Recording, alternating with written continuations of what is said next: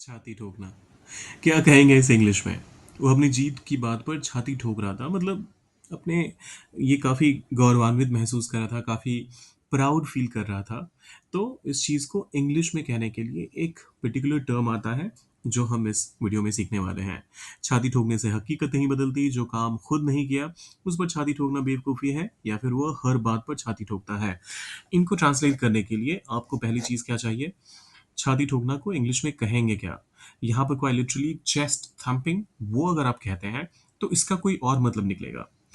यहाँ पर छाती ठोकना इन सारे स्टेटमेंट्स में किसी एक पर्टिकुलर अचीवमेंट पर जो आपकी है, मतलब किसी भी इंसान की है या फिर नहीं भी है, तो इन केसेस में आप छाती ठोकना का इस्तेमाल करते हैं और इंग्लिश में इसके लिए टर्म इस्तेमाल होता है, कौन-सा बताता हूँ, लेकिन शुरू करने से पहले सब्सक्राइब, लाइक और शेयर वो ज़रूर कर दीजिएगा।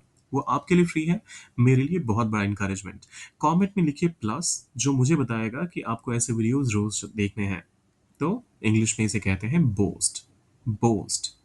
इसका बेसिकली मतलब ये होता है कि अपनी जो भी आपकी अचीवमेंट्स हैं उस पे आप गौरवान्वित महसूस करते हैं और उसके बारे में बढ़ा चढ़ाकर सामने वाले को पेश करते हैं, बताते हैं। अब एग्जाम्पल के तौर पे वो अपनी जीत की बात पर छाती ठोक रहा था। यहाँ पर गौरवान्वित होने वाली सेंस में इसका इस्तेमाल किया गया है और ये पॉजिटिव और नेगेटिव दोनों ही सेंस में इस्तेमाल किया जा सकता है, बाय द वे। सो ज़्यादातर नेगेटिव होता है वैसे तो। वो अपनी जीत की बात पर छाती ठोक रहा था, इंग्लिश में हम कहेंगे he was boasting about his win. Boast एक वर्ब है, तो आप इसे इसे वर्ब के तौर पे इस्तेमाल करेंगे। He was boasting about his win. He was boasting about his win.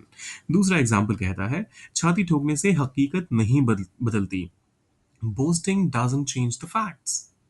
Boasting doesn't change the facts.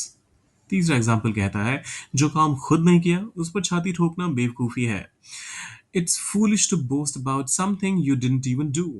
तुमने किया भी नहीं, यू डिडंट इवन डू, और उस पर छाती ठोक रहे हो, तो वो बेवकूफी है। इट्स फूलिश, वो बेवकूफी है। उस पर छाती ठोकना, टू बोस्ट अबाउट समथिंग, जो तुमने नहीं किया, you didn't even do. It's foolish to boast about something you didn't even do.